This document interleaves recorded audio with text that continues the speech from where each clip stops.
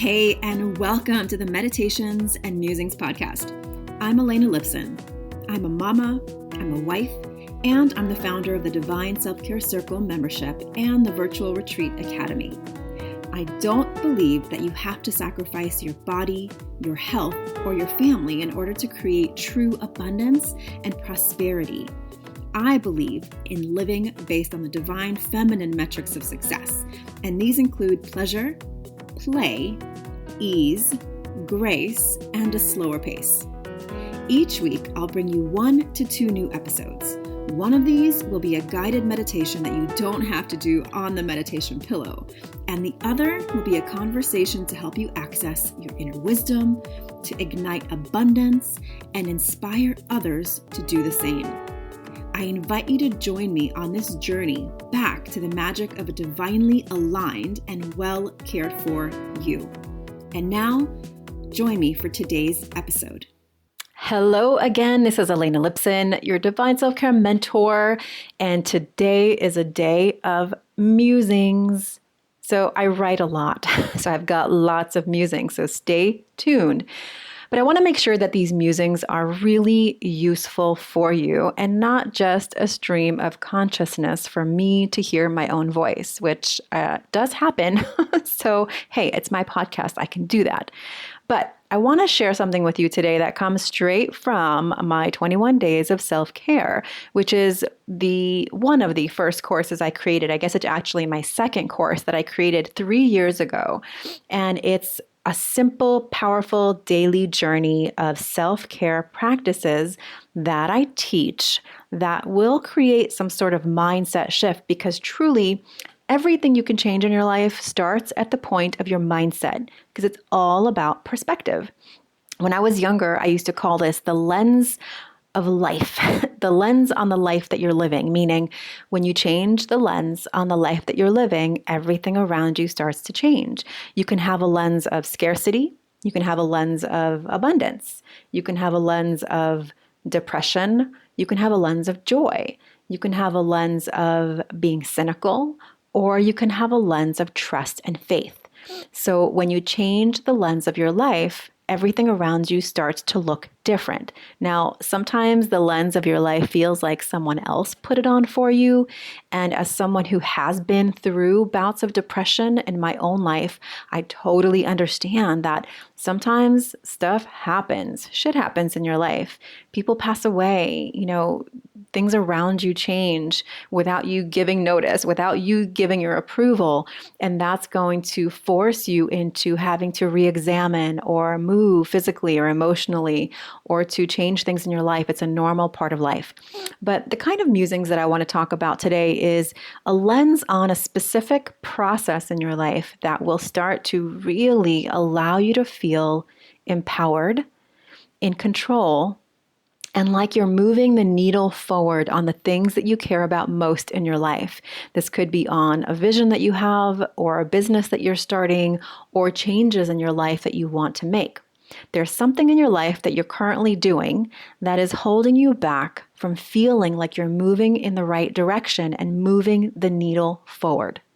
Now, this process is, again, one that I teach in the 21 Days of Self-Care, but I'm going to share it with you today because, first of all, I want to provide you with massive value. I'm absolutely grateful that you've chosen to press play on my podcast, because I know how many podcasts there are out there. I listen to many of them. So I want to make sure that when you come to this little sacred space of meditations and musings, that you're walking away with something you can actually do or shift in your life right away. And this practice is one of those practices that you will be able to start feeling the difference, both internally in your own self-perception and also externally in your life. So what is this practice called?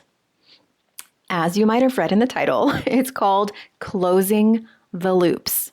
So what exactly is closing the loops? Closing the loops is about completing a task. Now, this might be an oversimplification, but I'm going to walk you through this. So what exactly is a loop? Well, I come from a computer background. So when a new thread is initiated, inside a computer, there's a loop that opens up, a loop of code. So there's a process that happens that gives instructions, kind of like if this happens, then that happens, and so on and so forth. And as this set of instructions moves forward, it begins to create a thread of processes. And if this process isn't completed, there is an open loop. If you can imagine, each completed process is like a circle. So as you open a circle, imagine you start drawing a circle. So you started a project, maybe it's painting a picture, or maybe it is booking an appointment for your next physical, or maybe it is a conversation that you started with someone about a project you wanted to help them with but never finished. Or maybe you started to declutter your closet but never quite finished. Or maybe you can just walk around your house and see several projects that maybe you've started but haven't finished. And a lot of times these are super simple loops that you've opened, like, ooh, I should really go and book that appointment, and then you never do anything about it. That creates an open loop. So what's the big deal about all these open loops? Well, just like in a computer, it uses some CPU, right? Some processing unit, some energy unit. Like in your body and your mind and your energy, there's part of your attention or energy that's been started towards this new open loop. And if you have many of these going at the same time, then you start to experience fatigue, and you sometimes can't even figure out why, but you have all these open processes. And they could really be super simple ones like, oh, I really have to return that call, or I need to pay back that money, or I need to go and call that person to find out about the appointment that I want to make. So all these different open loops. So there are a couple of strategies that can actually help with closing loops, and I'm going to give you 3 really simple ones right now. The first step to identifying open loops in your own life is to grab a pen and a piece of paper and just start writing down all of those things that you've been wanting to do that have been taking up energy in your consciousness. So everything. Now, make it like a big old brain dump. Don't skip anything. It could be as simple as make sure I file those taxes, or make sure that I put away the medicine that I took out last week, or make sure, I really need to go buy some new shampoo. Those little things, write those all down. That's step 1. This might take you a few minutes, so if you want to do that right now and put it on pause, do it. Or you can just make a note. Step 1 is to make a whole brain dump of open loops. And they even include super simple ones like return that library book.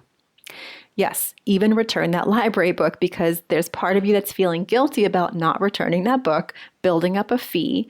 Or maybe it's write a birthday card to someone whose birthday you missed or someone whose birthday is coming up. These are all things that can go on this list.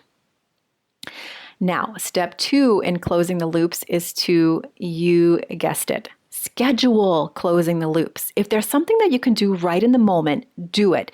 But the key here is to actually take action. And the way you take action, and this really is similar to the way I coach my clients in getting their projects completed, is to break down not only what they need to do, which is what you just did in step 1 or you're going to do, but then really put it on to your calendar. Now, here's the trick. If you are looking at a loop and it has more than one step, then you need to break that down into several doable action steps. If one of the loops that you have, for example, is planning your next vacation, that includes several steps: researching prices, booking tickets, packing a bag, maybe making reservations. Those steps need to be broken down, because if they're not, and you put one project on your calendar, it's going to feel very overwhelming. And I'll talk more about this in a separate episode called Projects versus Tasks, which is huge. But right now, for this example, let's keep it super simple. If you need to buy a new washer or a new laundry machine or a new bedding, that does take a little bit of research, and it takes going to a place. So that's going to take time on your calendar. So if it's something super simple like return that call, of course you can do that in just a few minutes. But if it's something like book a trip, that's going to take more time. So take a moment, and step 2 is to take each thing on that brain dump list, all those open loops, and to decide, is this a one-step project, or is it a task that can be done in several different steps, and just break it down. And the third step is to put it onto your calendar. Once it's on your calendar, then it's all about integrity and being able to be someone who follows through on closing your loop. So the overarching musing here is that you become someone who closes the loops. Now, the process of doing this in itself is going to give you the confidence and the clarity to be really mindful of when you open new loops, which means that sometimes you'll have to learn to say, no, thank you. That won't work for me at this time. So not taking on new projects is a big part of not having open loops. Now, in your personal life, opening loops is constantly happening because you have to eat dinner and then, do the dishes and fill the dishwasher. And, there's all kinds of little things. So those go on the list too, but you want to make sure that you become someone who starts to really take care of something in the moment that it's happening, if possible. If you can delegate it, go ahead and delegate it. If you need to make a list of running things. So one of the things that helps me, here's an extra tip. One of the things that really helps me to identify that I do have open loops is that I have sort of a running list of things that I need to do. And when I see that list getting too big or too long, I understand that I'm actually in some sort of avoidance or procrastination. Or I can go into deciding, well, I think I need to delegate some of these things, or maybe I'm just saying yes to too many things. So let me just pull back and see what things I can say no to, or just get out of the way and just finish them, right? Sometimes you just need to finish some things. But simple things, you can even maybe automate some things. Like I love to put birthdays on the calendar and there's a little pop-up reminder, but I do it a week in advance, sometimes two, so that those little things don't sneak up on me, so I can take proactive measures. Like if I know a friend or a niece or a nephew's birthday is coming up, I don't want it to pop up on my calendar 2 days before, because that's like super pressure. Plus I have to ship it somewhere. So I know there's a few steps involved. So when I put that on my calendar, I make sure to give myself at least a week or two so that I can take care of it in advance. And that makes me feel very adult and like I'm taking care of business. And I don't have lots of open loops in the air. So ask yourself, as you're looking at this list, what can I say no to, either now or in the future? What can I delegate? And what can I automate? Those are the things that are going to help you keep on top of the loops that you create in your life.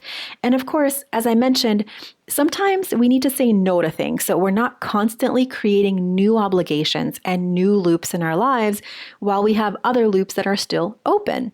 So if you find yourself getting drained and exhausted and tired, maybe one of the reasons is that you have a lot of open loops in your life. So go ahead and follow this 3-step process to do a brain dump of all the open loops you currently have. Take the second step, which is to understand if there are several steps involved in closing a loop. And then the third step is putting them on your calendar.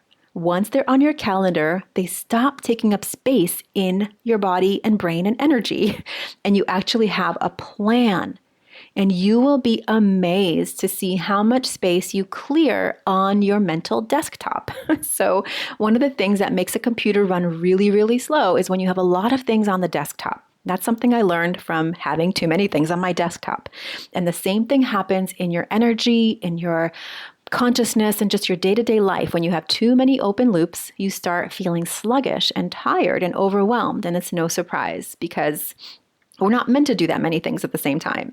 So I hope you've gotten lots of value from this, and I'd love it if you would leave a review, and of course do it. Don't forget to close your loops, because I'm telling you, this one is one that I get so much feedback on. Like, oh my gosh, I couldn't believe I had so many loops open, and thank you for giving me this new languaging and understanding. So that's what I invite you to do. Go ahead and close some loops in your life and in your business. If you're a business owner, open loops will suck the energy faster than anything out of your day because you're constantly in distraction mode. I'll have some more episodes that are specifically focused on business for all of you entrepreneurs out there. But I'd love to know if you have specific ideas you want me to talk about. Go ahead and head over to my Facebook page, Elena Lipson, and share with me. I'd love to know. You can also leave it on iTunes in the review section. I'd love to know what your thoughts are. Share this episode with someone that you know has lots of open loops. Share it with love, and I will see you on the next episode of Meditations and Musings. Take care. Thank you so much for listening and learning about the new divine self-care way of being in your life, business, and the bedroom based on the divine feminine metrics of success, pleasure, play, ease, grace, and a slower pace. If you're ready to bust the myth of overwhelm and tap into an inspired start to each day, I've put together a free video series for you to help you start each day with energy, inspiration, and ignite that inner pilot light which attracts joy, magic, and synchronicity. You can access my 3-step magic morning practice to help you ignite your inner light and attract the abundance that you're craving. Head on over to elenalipson.com/gift. And if you enjoyed this episode, I would so love if you share it with a friend, a sister, a mother, a daughter, and please leave a review. That is how the magic starts to ripple out. Here's wishing you a day full of beauty, magic, and divine self-care. I'll see you next time at the Meditations and Musings podcast.